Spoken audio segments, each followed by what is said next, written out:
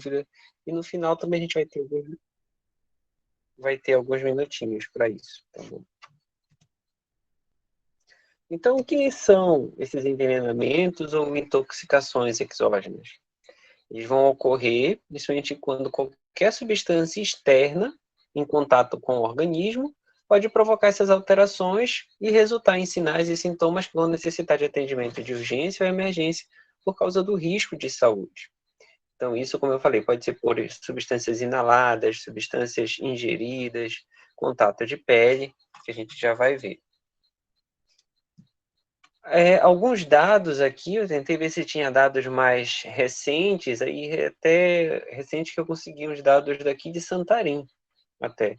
Em 2012, segundo a OMS, foi responsável essas intoxicações por 193.460 mortes no mundo.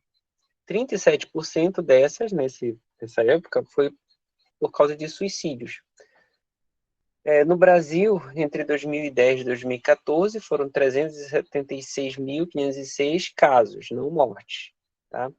E também tiveram poucos, desses daí, 20% evoluíram para morte. Aqui em Santarém, eu não estou com os dados agora aqui, mas a gente sabe que a maior faixa etária fica entre 20 e 40 anos, principalmente do sexo feminino, principalmente por medicamentos, que é a tentativa, tá? E grande parte também com intenção suicida, mas também há de questão de acidentais, como é o caso das crianças, então a gente vê às vezes quando são mal guardados os produtos de limpeza, as crianças podem ter acesso, como essa criança aí na foto, e aí pode ter essa intoxicação dessa criança.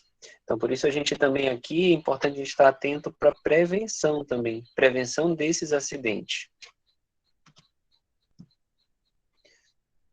95% cursam com pequenas consequências ou nenhuma, isso colabora com alguns trabalhos, inclusive esse de Santarém, que é de 2018, tá? Que viu que a grande maioria não teve nenhuma sequela. 92% são por ingestão aguda,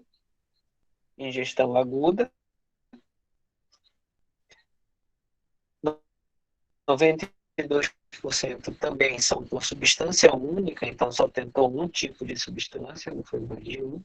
85% de modo não intencional, então foi meio que acidental nesse caso aqui que a gente viu, e a grande maioria até abaixo dos 5 anos, dessa forma acidental, tá? Nos adultos, a gente vai ver mais de forma tanto acidental quanto não acidental. E quais são esses fatores importantes do processo? Que a gente tem que estar atento, a gente tem que saber o que a gente tem que prestar atenção, o que a gente tem que ficar atento. Então, ao tempo de exposição, quanto tempo que aquele paciente já vem se expondo a esse risco? A concentração do agente, tem alguns agentes que podem estar mais concentrados, menos concentrados, mais diluídos, menos diluídos. A toxicidade, tem alguns agentes que são mais tóxicos do que outros.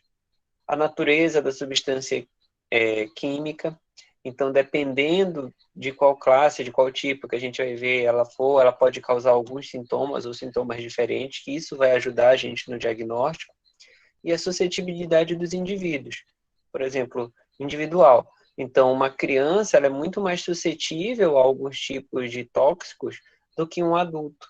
A concentração vai ser muito menor necessária para causar algum dano do que em um adulto. O tempo de exposição, um trabalhador que se expõe vários dias seguidos a um agrotóxico vai ser muito mais, vai ter muito mais morbidade, vai ser muito mais acometido do que alguém que se expôs pontualmente. Então a gente tem que avaliar todos esses casos. E aí a gente vai nos tipos principais de absorção desse veneno, desse tóxico, que pode ser por inalação, seja vias aéreas, aí a gente tem o monóxido de carbono, por exemplo, né? A gente tem algumas drogas, lança-perfume, então todos esses são por inalação. A absorção, que é em contato com a pele, que aqui a gente tem até na figura, como principal exemplo, o próprio agrotóxico, também. Ingestão, que é o que ocorre na grande maioria das vezes, então aquela ingestão acidental ou intencional de alguns medicamentos. E injeção ou inoculação, que aí vai direto na corrente sanguínea, que aqui a gente tem algumas drogas, a gente tem alguns medicamentos também que podem ser feitos direto na corrente sanguínea, e até, deixa eu colocar aqui, e até a questão dos envenenamentos lá por animais peçonhentos, que a gente não vai entrar nesse mérito agora aqui, tá bom?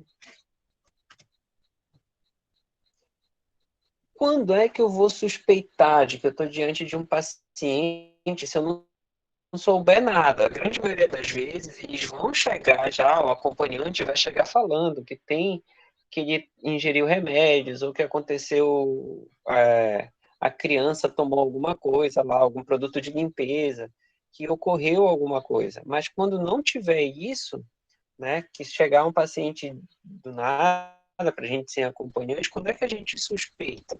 Ou até mesmo se o próprio parente ou o próprio acompanhante não sabe direito o que aconteceu e simplesmente encontrou desacordado com esse paciente. A gente vai suspeitar principalmente em casos agudos de convulsões, a pessoa nunca teve história de convulsão, a pessoa ter convulsão. Coma, tá? Aquele coma difícil de acordar, não está conseguindo voltar. Distúrbios respiratórios, então aqui a pessoa está respirando pouco, está com uma bradipneia bem intensa, né? Choque e arritmias, está com uma palpitação cardíaca do nada, nunca teve esse problema. Acidose metabólica, vômitos severos, transtornos multissistêmicos, né? Então vários sistemas ao mesmo tempo, alterações do estado mental, ou uma agitação fora do normal, ou então uma uma hipoatividade também fora do normal, e queixas psiquiátricas. Tá tendo alucinações, tá escutando vozes, então ele pode estar em algum surto, ou pode ter usado alguma droga também. Aqui, principalmente, a gente atentar para as questões psicológicas e psiquiátricas. Então, o estado mental, essas drogas, esses tóxicos, eles vão agir principalmente na questão do sistema nervoso central. Por isso que é importante a gente ter em mente essas, essas, esses sinais e sintomas no sistema nervoso central, para a gente poder suspeitar, então, de que está tendo ali uma intoxicação, seja por abuso de drogas, seja por tentativa de suicídio, seja por isso. Mas a gente já vai ver como a gente deve fazer essa anamnese, tá bom? Em que consiste, então, essa abordagem inicial? A abordagem inicial, gente, vocês vão ver que eu vou falar um pouquinho de novo lá no final. Mas aqui é o fator principal, mais importante, é a gente fazer uma abordagem inicial adequada. Tá? Então, o que a gente vai ver? Primeira coisa, tem que monitorizar esse paciente e ali ver sinais vitais, desde como é que está a frequência cardíaca, frequência respiratória, vou ver como é que está o pulso do paciente, nível e estado de consciência, vou avaliar as pupilas, se estão reagentes, se não estão reagentes, se estão mióticas, se estão em midríase. Então, avaliar essa reatividade das pupilas, vocês vão ver que vai fazer diferença bem importante.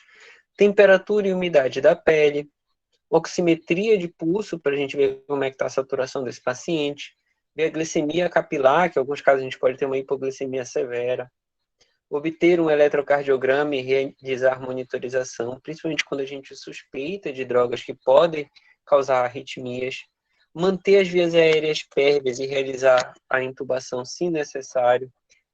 Então, aqui eu vou seguindo, além de monitorizar para eu poder ter todos esses parâmetros, eu vou seguindo também o meu ACLS. Então, vou manter minhas vias aéreas pérvias, já vi a questão dos meus pulsos, meu ACLS e ATLS.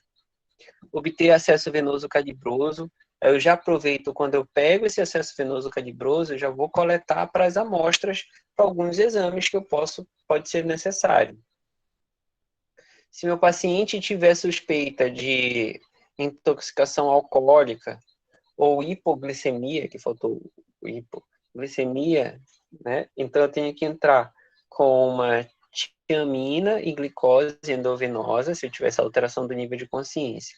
Mas aí eu tenho que excluir rapidamente eles. Se eu não conseguir excluir, eu posso entrar com essas duas com esse tratamento logo de início. Então, meu paciente está hipoativo, ou está com suspeita, a gente está com aquele hálito alcoólico característico, né? Está bem hipoativo, não está reagindo quase, pode estar com uma hipoglicemia severa, posso entrar logo com uma tiamina e glicose antes de começar a fazer as outras investigações. Então, isso aqui é a primeira coisa logo que a gente tem que fazer.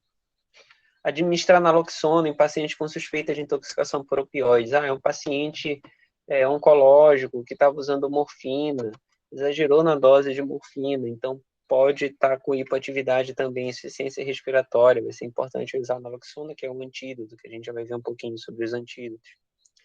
E procurar sinais de trauma, infecção, marcas de agulha, edema de extremidades, importante para a gente ver no caso principalmente de drogadição, das infecções, se ele usava algum remédio, né? Se tem alguma outra comorbidade associada a isso daí. Então, o diagnóstico da intoxicação, ela vai ser feita em 4 principais pontos aqui. A gente vai ver a história da exposição, depois dessa avaliação inicial, o exame físico, os exames complementares e os exames toxicológicos, se necessário. Tá? Na grande maioria das vezes, esses exames toxicológicos, até muitos lugares nem tem, e às vezes você consegue fechar o diagnóstico logo, qual foi o tóxico que teve, antes de chegar nesses exames toxicológicos. Então, nessa história da exposição, eu vou ter que ver aqui os 5 Ws que a gente fala, tá? Então, esses 5 Ws, eles vão dar os dados para você dessa história de como foi esse tóxico patogênico. Então, primeiro, o WHO. Né? Então, vai ser o who, what, when, where e why. O who é quem? Então, é os dados sobre o paciente. O que é importante? O que é importante a gente saber aqui? Obter o histórico das doenças desse paciente, né? As medicações que ele usava, ele pode ter abusado provavelmente de umas medicações que ele já usava. Tentativas de suicídio anteriores, se ele já tentou alguma vez, qual foi o tipo, qual foi o método que ele tentou. Ocupação, o que ele faz? Era um anestesista. Nossa, tem acesso a um monte de droga. Era um paciente farmacêutico. Não, era um paciente que trabalhava agricultor. Então, tudo isso. Então ele pode ter sido exposto a agrotóxicos. Acesso às substâncias, como já falei, e uso de drogas e gravidez. Então, já é importante a gente saber que tipo de paciente que a gente está tratando. Então, como é que a gente vai fazer essa abordagem desse paciente. Depois, o what, o que. Então, que substância utilizada, né? Qual agente tóxico? Então, a gente procurar saber qual foi a substância utilizada e a quantidade que pode ter sido utilizada. Sempre que possível, a gente vai solicitar para os acompanhantes trazerem os frascos, embalagens, e até questionar se pode ser um produto clandestino, no caso.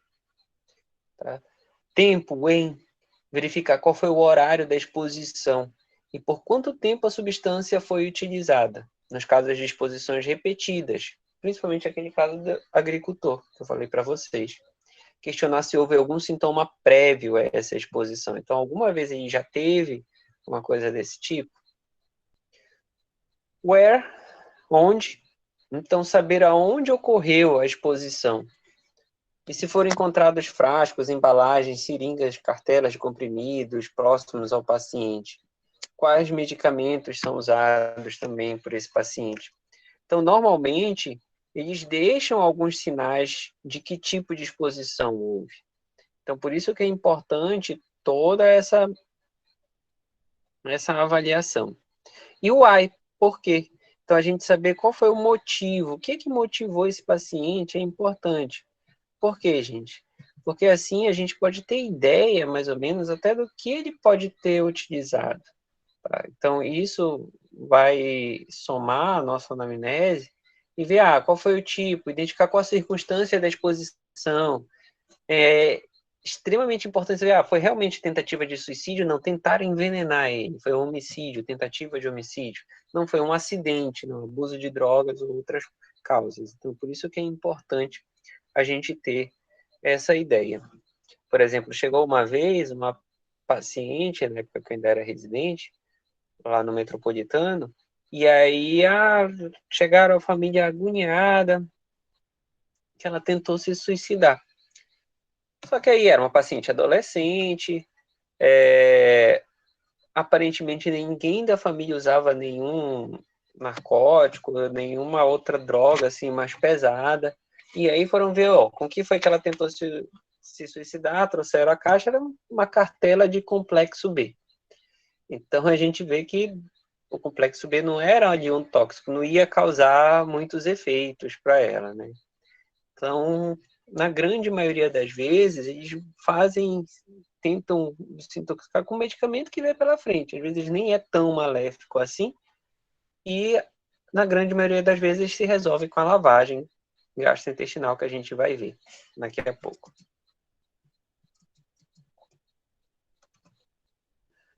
No exame físico, o que a gente vai atrás? A gente vai atrás de odores característicos. Então, ver o hálito etílico, que eu falei para vocês, que leva a pensar em uso de álcool. Odor de alho, que a gente encontra principalmente nos organofosforados.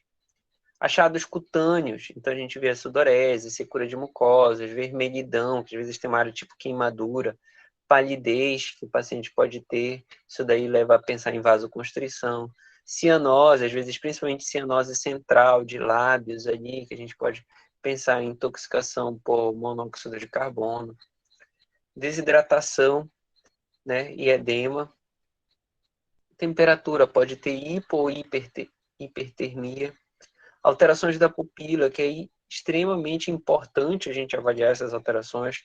Esse é miose, que é aquela pupila contraída, ou midríase, que é a dilatação da pupila, anisocoria e alterações do reflexo pupilar.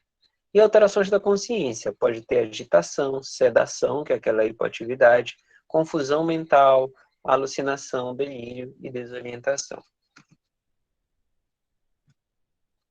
Então, para a gente ver como é multissistêmicos, então a gente tem que avaliar vários sistemas, todos os sistemas. E a gente vai ver num quadro que eu vou mostrar para vocês daqui a pouco, que isso vai ajudar a gente a encontrar o agente etiológico, ao provável tóxico causador disso daí.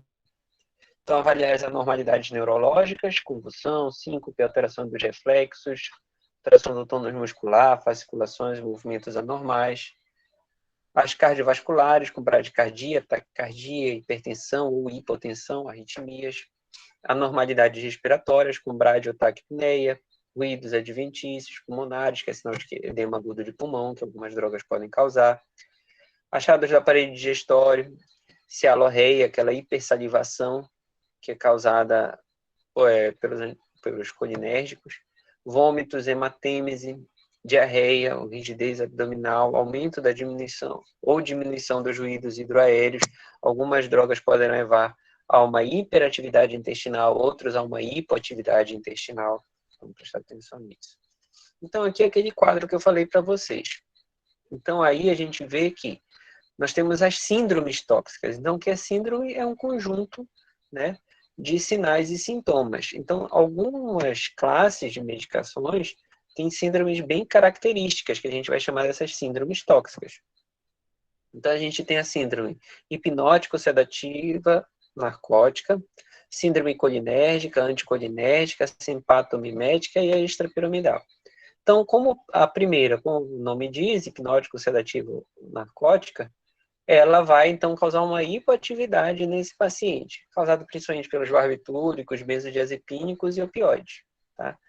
Olha só, então a gente já vê aqui os sinais vitais, vai ter hipotermia, bradicardia, hipotensão, bradipneia, então tudo para baixo.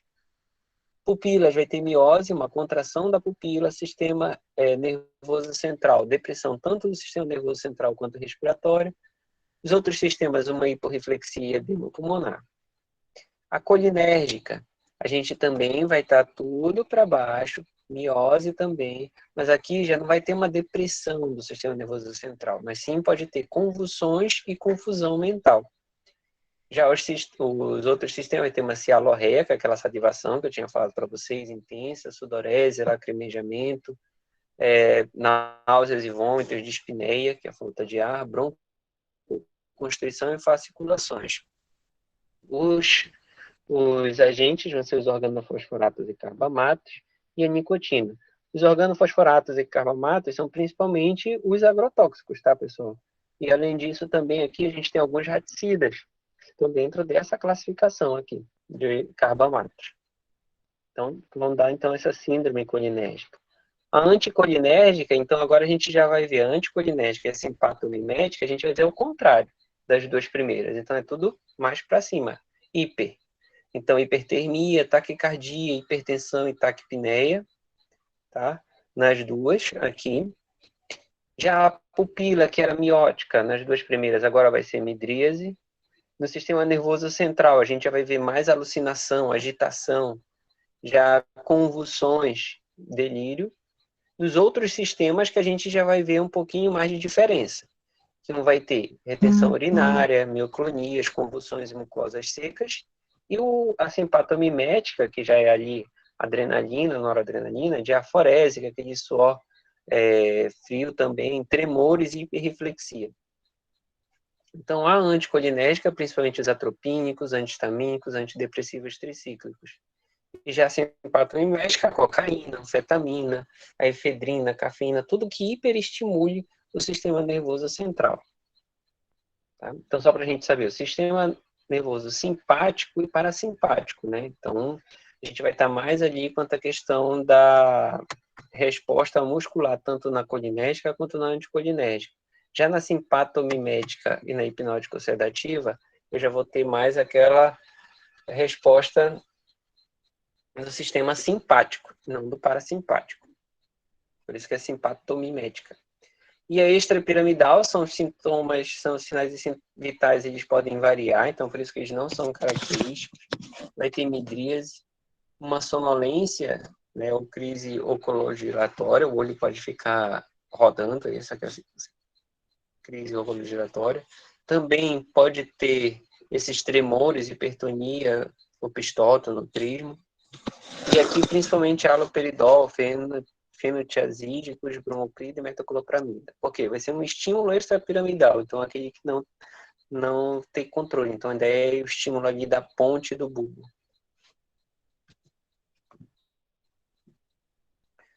Os exames complementares que a gente pode usar, então a gente começa com os exames gerais, então são os exames laboratoriais, então para eu ver hemograma, eletrólitos que pode ter queda ou alteração desses eletrólitos, de glicemia, como a gente falou que pode ter hipoglicemia, creatinina, né, para ver essa parte renal, e gasometria arterial, que é super importante, porque alguns podem causar aqui uma acidose ou alcalose metabólica, principalmente. Eletrocardiograma, principalmente naqueles que têm suspeita de que tenham ingerido medicamentos cardiotóxicos, como a cocaína, e aí pode ter bloqueio atrioventricular, taquicardia ventricular, taquicardia supraventricular, prolongamento de QRS e QT. E em alguns casos, exames de imagem também podem ajudar.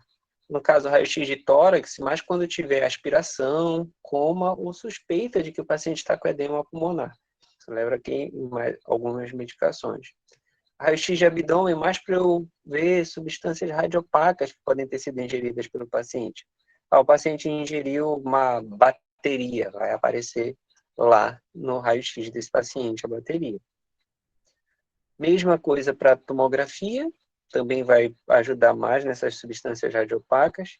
E no caso da endoscopia, vai ser até para tanto diagnosticar quanto fazer o tratamento. Ele ingeriu uma bateria, tem poucas horas, a endoscopia pode ser necessária para retirar essa bateria ali do estômago, que a gente sabe que a bateria vai liberar aqueles metais pesados.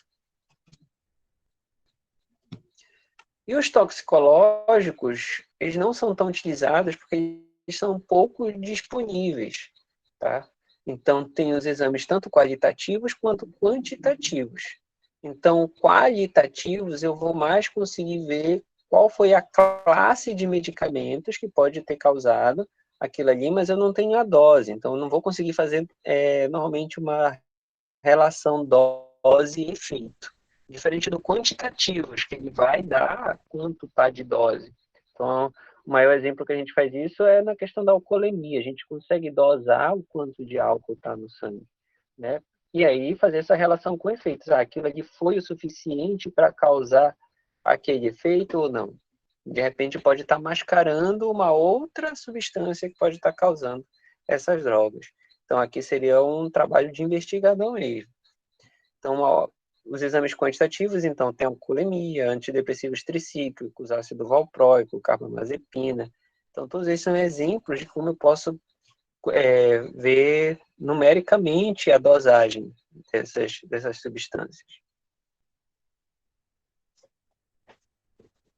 E o tratamento vai consistir em 3 pilares principais, que é a estabilização, que a gente já falou um pouquinho logo no início, que foi aquela abordagem inicial, tá?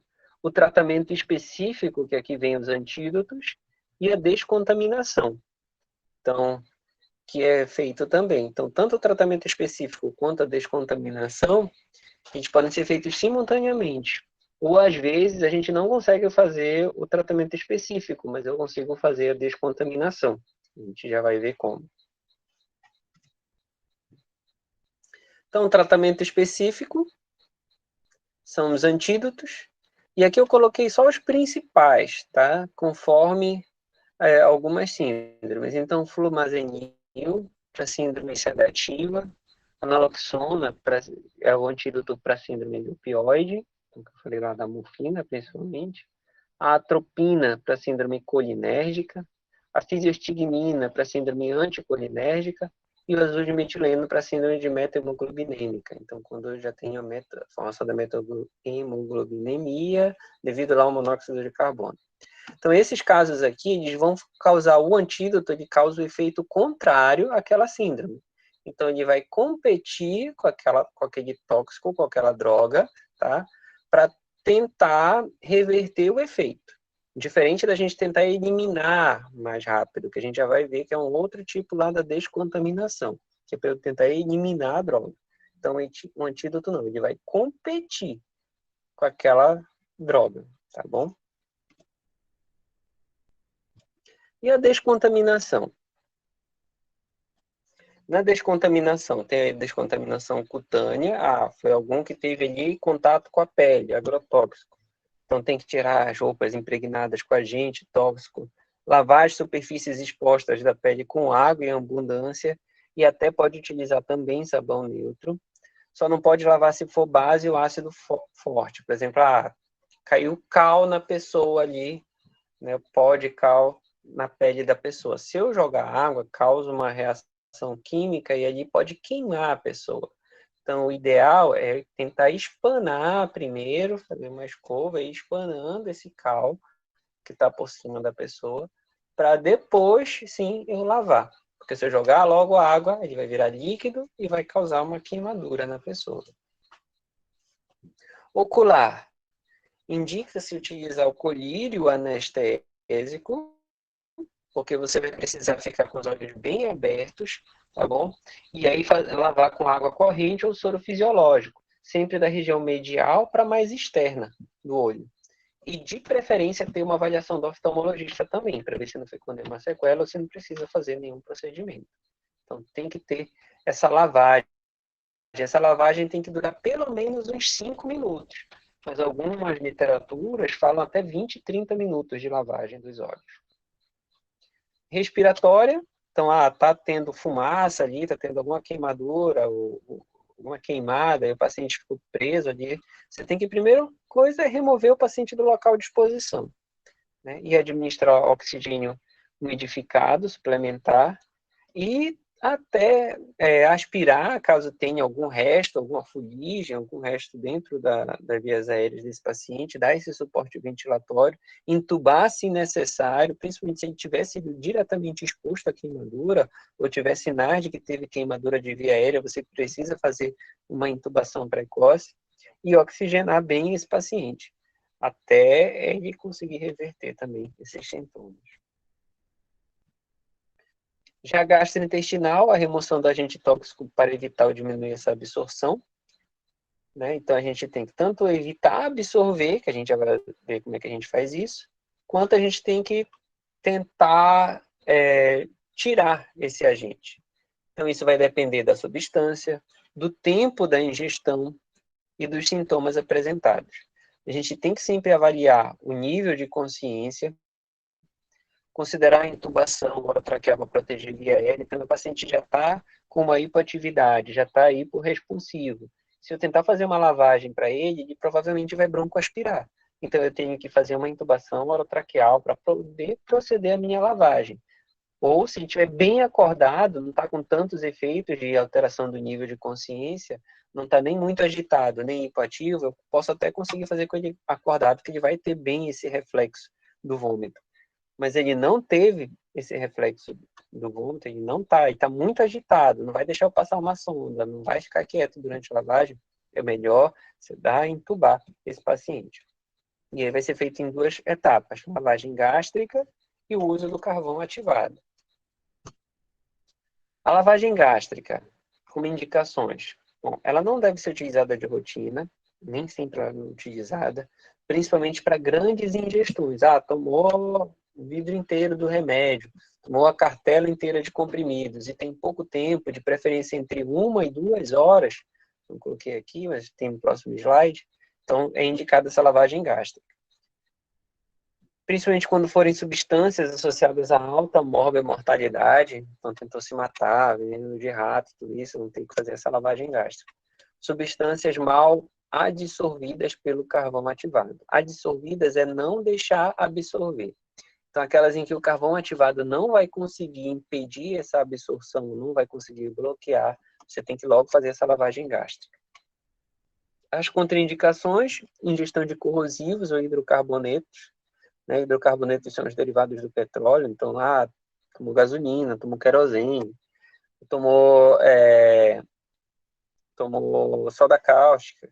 Então isso daí, como é corrosivo, e se você fizer a lavagem, você vai aumentar ainda o dano, porque além de corroer ali na passagem dele, ele já foi corroendo um monte de coisa. Quando ele voltar, ele volta corroendo de novo, e aí pode causar perfuração de estômago, de esôfago, né? Pode causar alteração lá no pulmão e tudo, pode causar broncoaspiração. Se causar broncoaspiração, lesa a via aérea, é muito ruim. Então, se tiver risco de perfuração ou sangramento, também está contraindicado. Se o paciente está muito agitado ou comatoso, como eu falei, sem prévia intubação ou sedação, e ingestões clinicamente insignificantes. Foi pouca coisa que ele tomou, foi a cartela de complexo B, então não é uma substância que vai causar maior mortalidade, não necessariamente precisa fazer lavagem gástrica. Só vai deixar o paciente mais amarelinho mesmo, por causa da impregnação do complexo B. Então, quando é indicado, até no máximo 2 horas da ingestão, uma sonda calibrosa em adultos número 18 a 22, em crianças de 10 a 14, fica em decúbito lateral esquerdo, como está aqui na figura, paciente em decúbito lateral esquerdo. Então, aqui a gente utiliza o soro fisiológico em crianças 10 ml por quilo, sendo no máximo até 4 a 5 litros escolares, lactentes de 2 a 3 litros e RN de meio litro. Por que esse no máximo? Vamos dizer que a criança tem 2 anos, 15 quilos. A gente vai ser 150 ml por vez. Então, joga 150 ml, aspira 150 ml. Joga 150 ml, aspira 150 ml. Até dar os 4 a 5 litros. Tá? Não pode ser. Então, joga e aspira de volta. Joga e aspira de volta até dar esse máximo aqui, que é o volume total. Adultos é de 250 ml por vez, até dar 6 a 8 litros. Então, adulto, vou jogar lá 250 ml, aspira 250 ml, para ir tirando e lavando mesmo, uma lavagem gástrica, até dar os 6 a 8 litros, e ou voltar limpinho. Pode ser usado bicarbonato de sódio em caso de ingestão de agrotóxicos e barbitúricos também.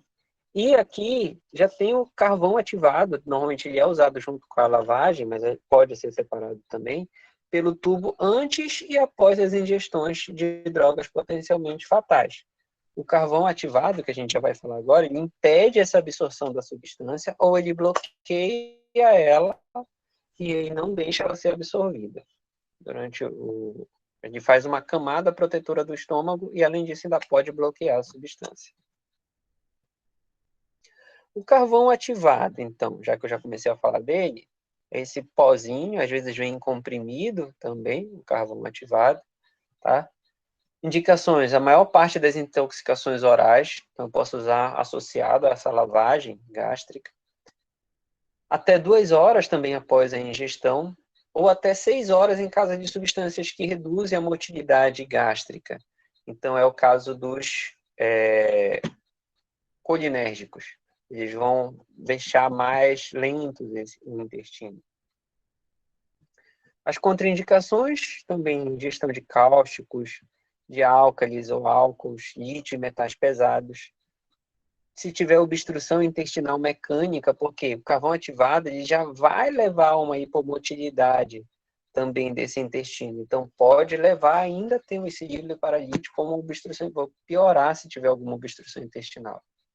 E também via aérea não protegida. Por quê? Porque pode cair o carvão ativado na via aérea. Então, tem que estar entubado esse paciente de preferência para usar o carvão ativado. Pode não estar entubado? Pode, desde que ele não esteja nem agitado, nem hipoativo. A dose dele. Tem as doses múltiplas e as doses únicas, mas a dose única é a mais utilizada. A dose múltipla é meio controversa. Crianças, a gente vai usar 1 grama por quilo, no máximo 25 gramas, vai diluir em água ou soro fisiológico. A diluição normalmente é feita de 4 a 8 ml por grama que você utilizou. Então, se eu tenho 10 quilos, vou usar 10 gramas e vou diluir ali em 40 a 80 ml.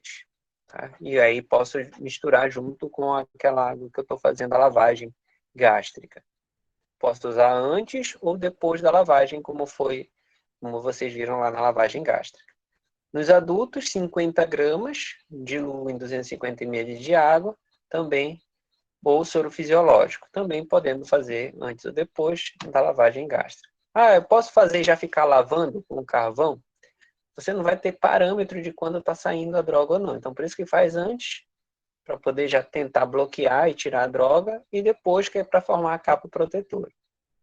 Associação com o catártico. Alguns artigos eles falam que devido a essa hipomotilidade intestinal que o carvão ativado pode dar, você pode associar um catártico. O que é o catártico? São os laxantes.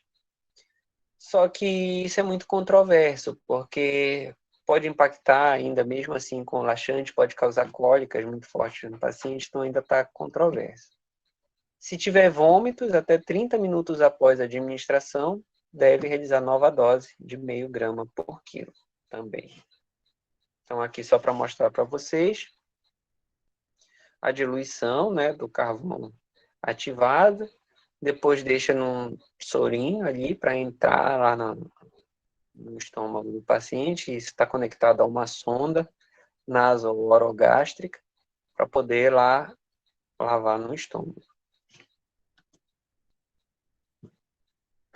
A lavagem intestinal também é utilizada. As indicações substâncias mal absorvidas pelo carvão ativado. Então, a lavagem intestinal, diferente da lavagem gástrica, a intestinal está pós-estômago, tá, gente? Substâncias que não são passíveis de lavagem gástrica, então, aquela que não conseguir lavar o estômago não é contraindicado a lavagem do estômago. Drogas de liberação lenta e até aqueles pacientes que ingerem aqueles pacotes de drogas ilícitas. Aquelas mulas, né, que chamam. Contraindicação se tiver obstrução também, ilho paralítico, perfuração ou sangramento gastrointestinal. Então, é feito o preparo com solução de eletrólitos e o polietileno glicol, que é uma substância que aumenta a motilidade ali gastrointestinal. É passado uma sonda nasointeral. Em crianças só pode ser feita a partir de 9 meses de idade. Coloca numa velocidade para correr essa infusão de 500 ml por hora, tá? Então vai fazer com que saia via retal essas substâncias, 6 a 12 anos, 1.000 ml por hora, e adolescentes e adultos, 1.500 a 2.000 ml hora. Então, como você aumenta a motilidade intestinal com o uso desses eletrólitos para poder repor, a solução de eletrólitos, na verdade, é repor por causa da perda que o paciente vai ter. Então, vai ficar tendo diarreia direto para poder eliminar essas substâncias. A gente tem que ter muito cuidado com a lavagem intestinal, para também não desidratar e piorar o quadro hemodinâmico desse paciente. Outra forma que a gente tem, algumas medicações, não adianta muito você fazer lavagem ou você utilizar o carvão ativado. Então, você pode fazer a eliminação acelerada. Essas substâncias, principalmente, elas têm um metabolismo renal. Então, você pode fazer diurese forçada, então, hiperidratando esse paciente, aumentando essa volemia, aumentando a filtração glomerular, que no caso eu vou usar diuréticos também, diminuição da reabsorção tubular, para tentar fazer com que ele urine mais e elimine essas substâncias ali, que é renal. Diurese alcalina, alcalinizar a urina, que a gente chama também, tá? Que vai diminuir essa solubilidade do tóxico na luz tubular, e até hemodiálise eu posso utilizar, para poder tirar essas substâncias do corpo. Essas substâncias são principalmente álcool, salicilatos, etileno glicol, teofilina e o fenobarbital, que são substâncias principalmente de metabolismo renal.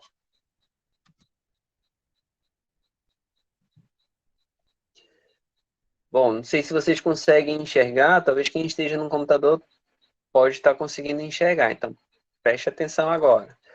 Então, esse é o fluxograma então, que a gente utiliza para o tratamento das intoxicações, principalmente. Tá? Então, esse fluxograma foi tirado do Manual de Intoxicações Agudas, esse daqui do governo do estado de São Paulo. Então, eu faço a primeira coisa, lá em cima, aqui, nesse quadrinho, está a minha estabilização, né? Usando o meu CABD, pelo guideline da American Heart Association, que é o ACLS. Então, vou tentar estabilizar. Se ele estiver parado, meu paciente, eu vou tentar fazer todas as manobras de reanimação cardiopulmonar, tá? De ressuscitação cardiopulmonar. Depois, eu vou partir, então, para ver esse exame físico, caracterizar como é que estão as pupilas, os sinais vitais, níveis de consciência, para eu já conseguir encaixar ele em alguma síndrome toxicológica. Ver a história da exposição, a questão dos 5 Ws lá que a gente falou. E se eu consigo identificar o agente, tentar fazer relação com a dose e toxicidade, com os efeitos que ele está tendo.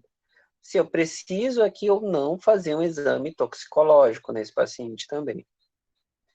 Avaliar a via de exposição, se foi cutânea, tentar fazer a descontaminação cutânea, então, desse paciente. Depois fazer a observação clínica, tratar os sintomas e suporte. Se foi oral, descontaminação gástrica, e aí vou avaliar se essa ingestão é até 1 hora. Se não foi até 1 hora, observar. Se foi até, se eu estou dentro dessa primeira hora, vou ter que saber se é agente cáustico irritante, que é aquele que eu não posso fazer a lavagem gástrica. Se não foi, eu vou proceder minha lavagem gástrica com carvão ativado. E a ocular, que é a descontaminação ocular lá com anestésico tópico, e a lavagem ocular, é a avaliação do oftalmologista.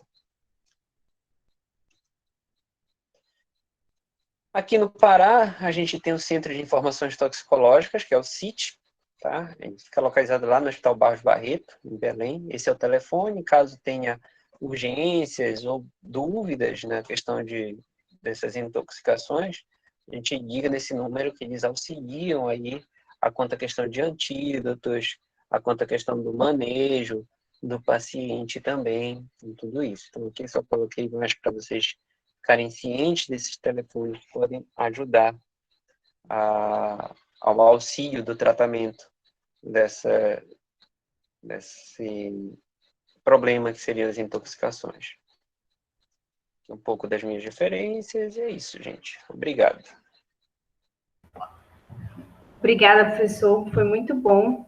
Apareceu uma pergunta aqui sobre como é que a gente poderia tratar no caso de ser uma contaminação por mercúrio. No caso aqui no Pará, né, que a gente vê muita situação dos garimpos e tudo. A contaminação do mercúrio, ele é um metal pesado e ele é cumulativo, né? Tanto que, às vezes, é mais complicada a intoxicação por mercúrio. Então, porque ela vai se depositar principalmente lá no sistema nervoso central, então é muito difícil fazer descontaminação por mercúrio. E aí segue toda uma cadeia alimentar, por exemplo, vai acumulando tantos plânctons que estavam mercúrio, o peixe comeu, já ficou ali no peixe, ou alguma coisa que comeu aquele peixe menor, já ficou acumulado aquele mercúrio daquele peixe menor no peixe maior, a gente comeu o peixe maior, já vai acumulando dos três ali para acumular na gente, aquilo ali vai ficar principalmente, vai atingir principalmente o sistema nervoso central. A dose, ela vai depender aí, e os efeitos do tempo de exposição, principalmente, aquela pessoa que vem é mais exposta ou menos exposta, e quando já chega a manifestar sintomas, praticamente não tem como a gente descontaminar, né? Quando é uma intoxicação aguda, aí a gente vai usar aquele manejo lá, aquele primeiro fluxograma da abordagem inicial, e às vezes a gente consegue tirar por questão de hemodiálise, por isso, mas normalmente essas contaminações já vêm de longo tempo de mercúrio, e a gente não consegue mais só controlar sintomas mesmo. Certo, entendido.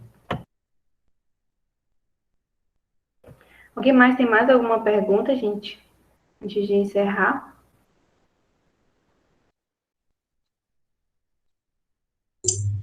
Eu tenho. Professor, quando a gente tem um quadro de intoxicação mista por mais de um agente, eventualmente o paciente tentou ali tirar a vida com um antidepressivo e cocaína, a gente segue esse mesmo fluxograma ou a gente tem uma abordagem diferente?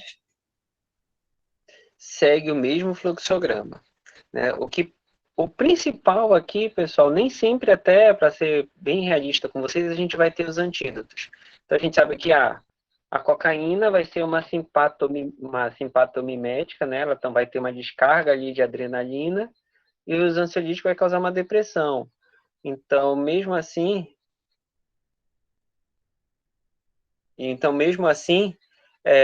a gente ainda tem uns efeitos meio contraditórios, mas você vai ter que, primeiro, manter vias aéreas, estabilizar o paciente. Aí é necessário a dosagem das substâncias para ver o que está causando mais efeito também, para você poder ver qual antídoto você vai entrar. Surgiu aqui uma resposta, sim, as linhas lá da intoxicação por chumbo. Cadê? Deixa eu ver aqui.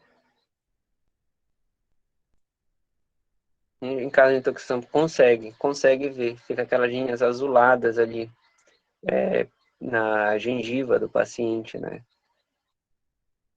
Então é bem característico até. Mas também aí segue mais ou menos aquela mesma premissa do mercúrio. Aqui talvez com menos tempo, a intoxicação por chumbo. A de mercúrio leva um período um pouquinho maior, a de chumbo leva um período um pouquinho menor. Então você também já vai conseguir já pegar mais crônico isso. E também é um pouco mais difícil, mas aqui a gente já consegue ter alguns efeitos melhores, mas controlando mais sintomaticamente a intoxicação por chumbo. E pode ser necessária hemodiálise também.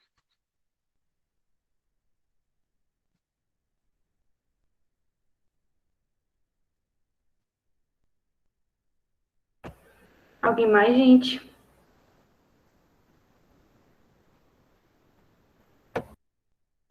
Então o recado aqui principalmente gente,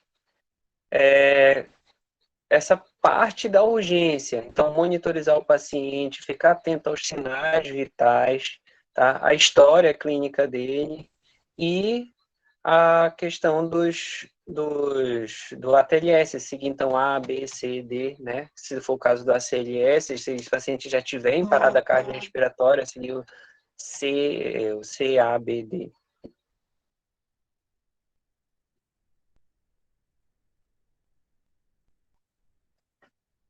Ok, que bom que gostaram.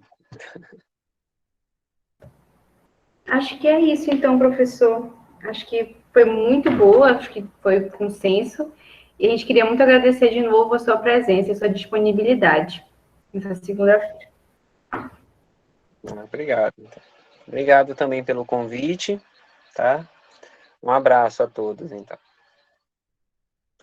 Um abraço, professor. Boa noite. Boa noite.